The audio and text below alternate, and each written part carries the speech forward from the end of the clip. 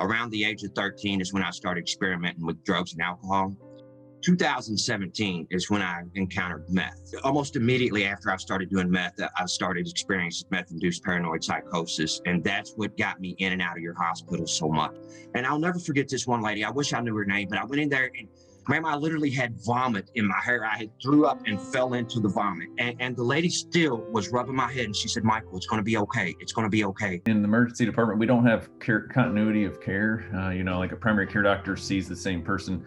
And so our continuity involves folks who have really challenging, often social problems, maybe psychiatric and substance use. And we end up kind of loving these patients. We get to know them pretty well. There was times where I was there once a month overdosing. And then there was times I was there twice a week overdosing. And then I was there every couple days I was overdosing and they never gave up. And it's because of that staff there that made me want to do something different with my life. After them events happened, my family was like, look, you're living a pretty reckless life. Let's try something different.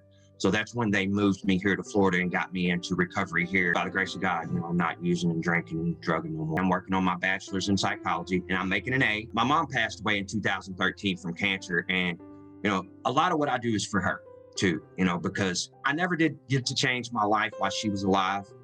But I know that she's watching now and I know she's proud. We need to hear more of these stories because we often do catch people at that low point and try to instill some hope. And we have amazing nurses and doctors that try to, share a vision of what coming out of this on the other side, basically. And so, it can be challenging to meet every patient with that bit of hope and compassion, but that's our job. That's what we want to do.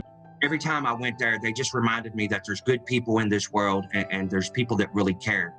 Even when I didn't care about myself, they cared about me. I had given up, but they never did. And thank God for that.